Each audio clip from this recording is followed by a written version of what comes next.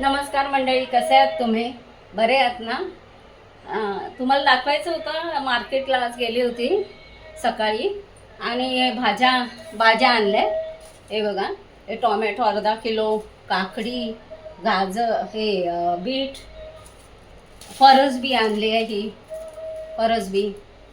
परत मिरच्या भरायला, ह्या लांबट मिरच्या.